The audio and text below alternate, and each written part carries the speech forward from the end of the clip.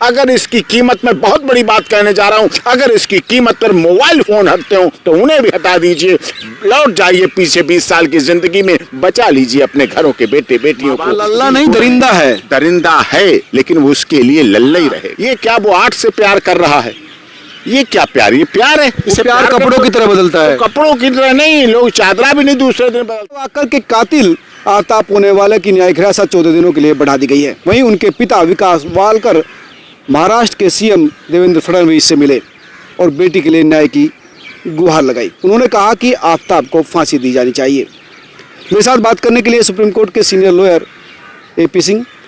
Doctor साहब, श्रद्धा के पिताजी मिले हैं और कई जो मांग है वो सीएम के सामने उन्होंने रखी है। पहली मांग तो ये कि फांसी दी जानी चाहिए। दूसरी मांग ये कि जो ऐप है, डेटिंग ऐप है, उन पर प्रतिबंध होना चाहिए। ये दूसरी वाली मांग से तो मैं बहुत बड़ा जोरदार समर्थक हूँ। पहली मांग जो रखी है, देखिए, जब कोई दुखियारा पिता अपने जनप्रतिनिधि से मिलता है, फडणवीस जी से मिले, मुख्यमंत्री हैं, महाराष्ट्र सरकार के मुखिया हैं, उप मुख्यमंत्री के रूप में, तो जो उनकी मुलाकात है बिल्कुल एक चोट पर, घाव पर मरहम का काम करेगी, एक सहारे को सहारा का काम करेगी।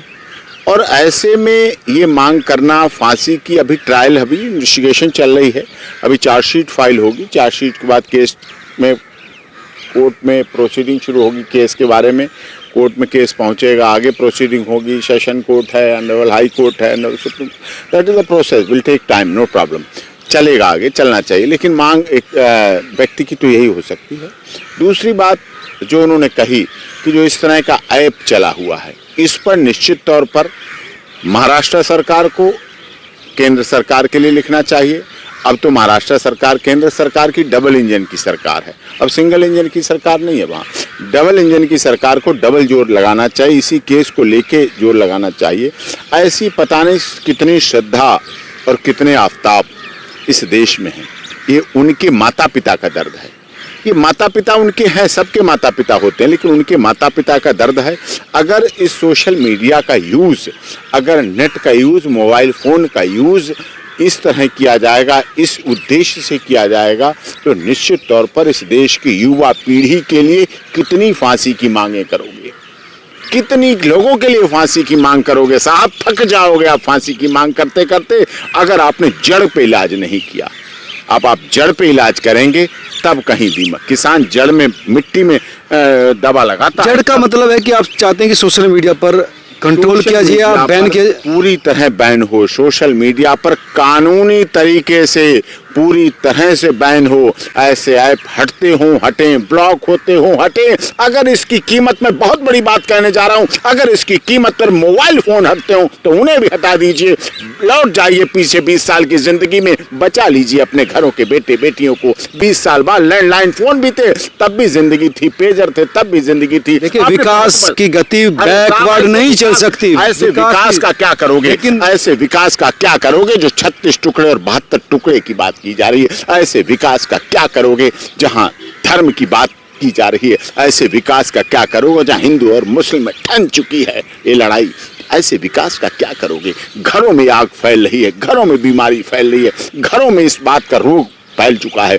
ऐसे विकास को वापस आ जाओ, फिर से लैंडलाइन फोन पे आ जाओ, वहाँ सीधे डायरी से फोन मिलाए जाते हैं, फोन पे बात की जाती है। विदेशों में मोबाइल फोन जलाए जा रहे हैं, जैसे कभी इस देश में महात्मा गांधी ने अंग्रेजी विदेशी कपड़ों की होली जलाई थी, ऐसे विदेशों में मोबाइल फोनों का बहिष्कार शुरू हो गया है। डॉक्टर साहब, आपका दर्द जायज है, लेकिन ये 5G का जमाना है, 21वीं सदी है।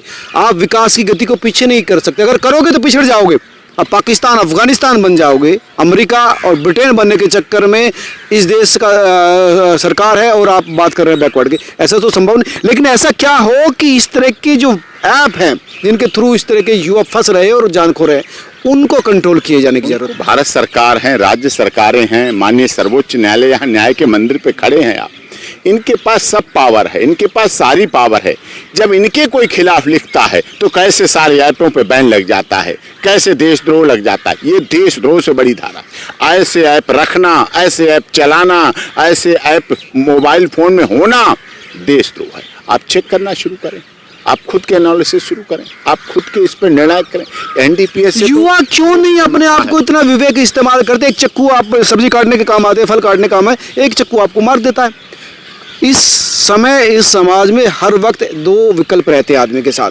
सवाल ये है कि युवा की मैच्योरिटी क्यों नहीं बढ़ रही? और ये सवाल श्रद्धा के पिता ने भी किया है। उसने कहा कि 18 साल के बाद बच्चों की आज़ादी पर प्रतिबंध लगना चाहिए। लड़की लड़कियां क्या कह देते हैं, मैं तो 18 साल का हूँ, और लड़के लड़कियां नहीं कह देते। ये कानून कहलवा देता है उनको, ये लॉ कहलवा देता है। आज़ाद हैं, स्वतंत्र हैं, शादी कर सकते हैं, विवाह कर सकते हैं, कहीं जा सकते हैं, कहीं, लेकिन सब करिए, लेकिन उस माता पिता की कुछ तो राय लीजिए, आप कुछ तो प्रतिबद्धता रखिए। 18 साल के बाद उसे गार्जियन तो रखिए, जिसने 18 साल तक पाल पोस के बड़ा किया है, उसकी गार्जियनशिप को आप क्यों चैलेंज कर रहे हैं? श्रद्धा ने भी ये कहा था, मैं बड़ी हो चुकी हूँ, पढ़ी लिखी हूँ, कुछ भी कर सकती हूँ मैं।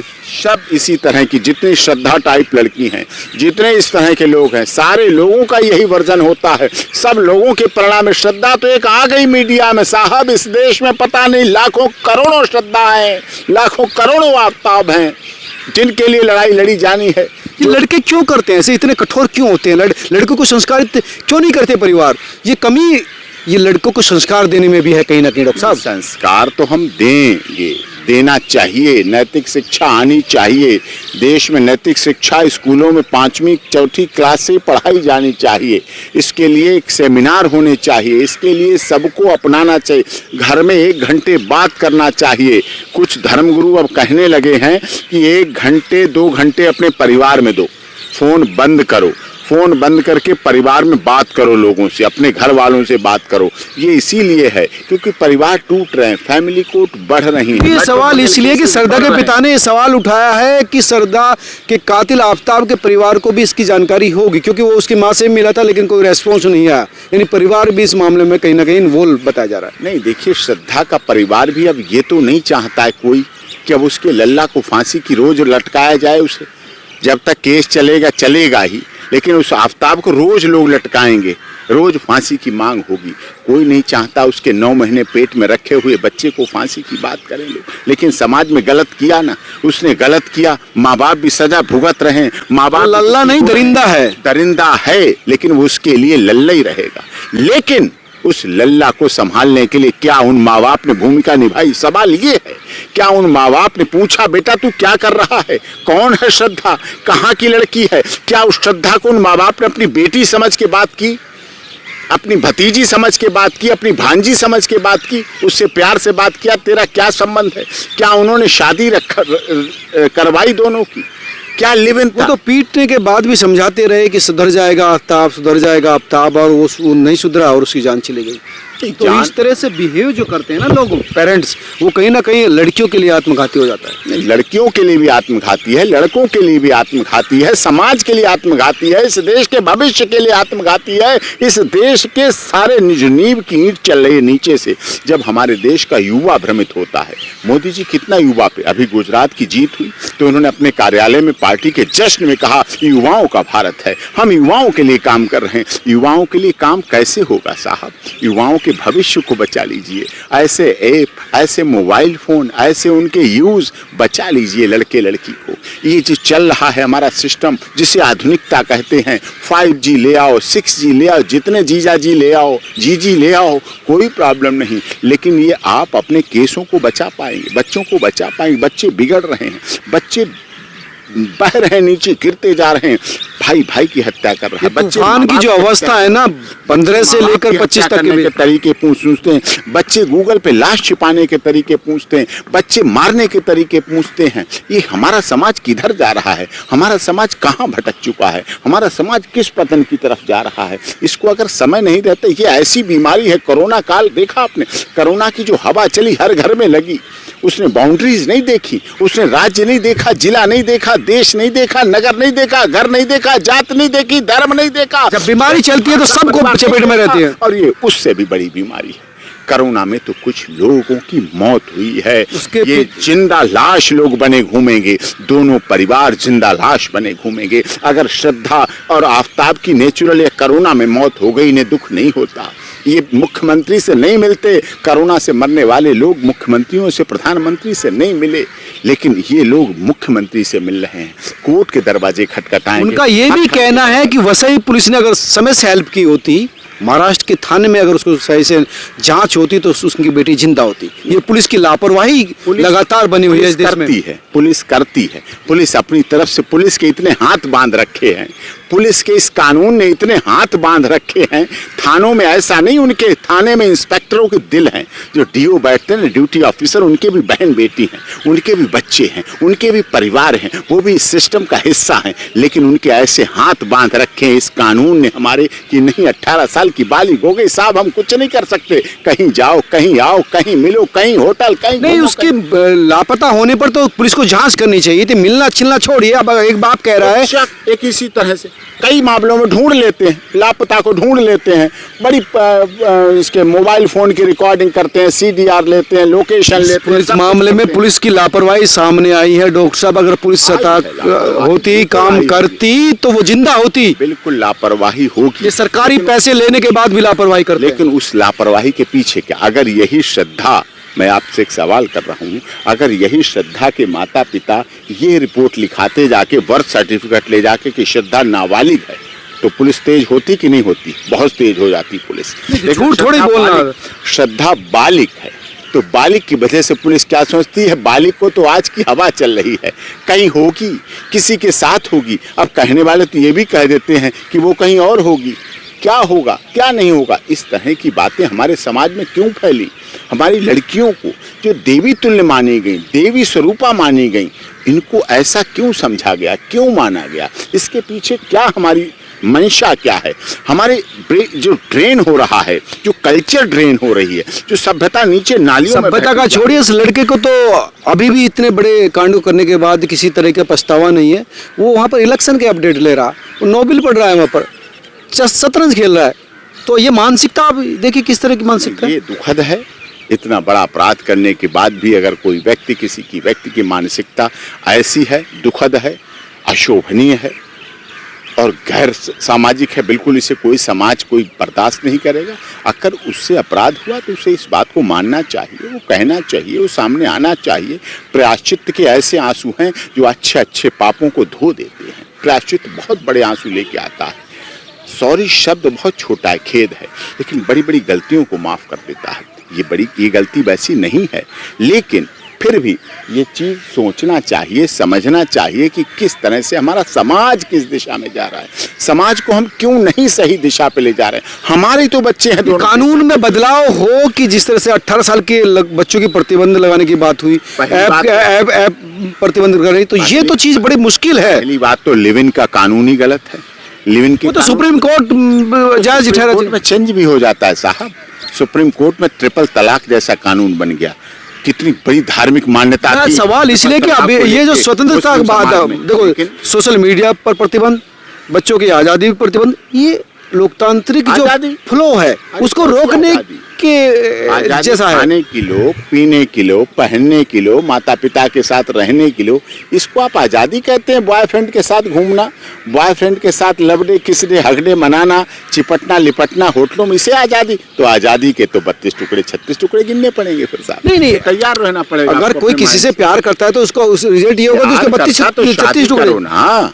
प्यार किया तो शादी करो, कहीं रुको ना, कहीं ठहरो ना। ये क्या वो 8 से प्यार कर रहा है? ये क्या प्यार? ये प्यार है? इसे प्यार कपड़ों की तरह बदलता है। तो कपड़ों की तरह नहीं, लोग चादरा भी नहीं दूसरे दिन बदलते हैं। होटलों में बदले जाते हैं चादरे। होटल में भी अगर एक गेस्ट एक ही दिन रुका ना, दूसरे दिन तब भी नहीं बदलते, कर देते हैं ठीक है वही गेस्ट। कैसे हो? रास्ता क्या निकले? रास्ता इसका हमारा सामाजिक ढांचा। प्रदेश के प्रत्येक माता पिता को अपने बच्चों को अमूल्य निधि, अमूल्य अपना रतन धन समझ के, जैसे कहते हैं ना पुत्र रतन का जन्म हुआ है, लक्ष्मी का जन्म हुआ है, वो जन्म तक ही रतन और लक्ष्मी रह जाते हैं। उनको बाद में भी सुरक्षित रखो, उन्हें वातावरण दो, उन्हें ऐसा समझाओ, उन्हें ऐसी शिक्षा दो, उनसे प्रतिदिन बात करो, उनके फोन चेक करो, उनके बारे में पता करो, उनके पर्स चेक करो, उनके फोनों को कभी पूरे दिन अपने साथ सुन के रखो, अपने साथ रखो। कौन फोन आ रहा है बात करो, उनके सारी चीजों को देखो, अपने मजबूत करो, अपने सिस्टम को मजबूत करो। उनकी जेबें देख लोगे, उनके कपड़ों को देख लोगे, उनके साथ रह के देख लोगे, उनके साथ आने जाने वालों का पता कर लोगे, उन पे फोन के फ्रेंडशिप वाले सिस्टम को जब समझ लोगे तो निश्चित तौर पर अपना भविष्य बन जाएगा। दिक्कत तो ये है ना, 18 साल के बाद तो ये कहते हैं कि हम बालिग हो गए, अब हमें स्वतंत्रता को बाधित मत कीजिए। दिक्कत वहाँ पर भी आती है। नहीं, दिक्कत तो फिर दिक्कत पे ही दिक्कत आती है ना। दिक्कत पे ही दिक्कत तो मुख्यमंत्री जी के पास क्यों जाना पड़ा? फिर वो उसके आफ्ताब के माँ बाप क्यों छुपे पड़ रहे हैं? फिर श्रद्धा के माँ बाप क्यों मुख्यमंत्री जी के पास जा रहे हैं? दिक्कत पर दिक्कत ही है। इसको रोकना अगर चाहते हैं, इसके समाज को, सिस्टम को बदलना चाहते हैं, बहुत महत्वपूर्ण बात आप एनालिसिस कीजिए। अपने बच्चों को जैसे छोटे पे बहुत ध्यान रखते हो, घुटनों कहीं आग ना पकड़ ले, कहीं इधर न चला जाए, ग्रिल पे ना चला जाए। थोड़ा थोड़ा बड़ा होगा, 18 साल हो गया, आपने बिल्कुल उसे आजाद कर दिया। लड़का लड़की कहीं जाओ, कुछ भी करो, कोई नहीं। ये बुढ़ापे तक भी आजादी नहीं है साहब। आजादी का मतलब ये नहीं है संस्कार के साथ आजादी रहो। पत्नी पति के साथ रहे, उसके साथ मिले जुले, खाए पिए, रिश्तेदारी करे, जाए आए, बेटी पिता के साथ जाए, फिर पति के साथ जाए, फिर और आगे जाए। बड़ा सिस्टम है, दादी नानी तक की बनी हुई है महिला का। ये बहुत महत्वपूर्ण डॉक्टर साहब कह रहे हैं कि आज़ादी का मतलब ये नहीं कि आप कुछ भी करें। आज़ादी शर्तों के साथ है, संस्कारों के साथ है, और अगर संस्कार देते हैं बच्चों को माँ बाप तो उसका ज़रूर असर होता है। ये छूट शर्तों के साथ होनी चाहिए। अगर शर्तों के साथ छूट नहीं होगी तो रिजल्ट इसी तरह का निकलेगा। ये एक चिंता का विषय है जिसकी ओर सरकार का, समाज का, पेरेंट का, सबका ध्यान जाना चाहिए। तो दोस्तों, आप क्या सोचते हैं ज़रूर हमें बताना, और इस खबर को शेयर भी करना, क्योंकि समाज हित में ये खबर बहुत महत्वपूर्ण है। हर पेरेंट्स के लिए, हर बच्चे के लिए ये जानना बेहद ही ज़रूरी है कि उनकी स्वतंत्रता कहाँ तक है और उसका रिजल्ट क्या हो सकता है। कैमरा शिवगी गुलशन शर्मा के साथ मनोज शर्मा।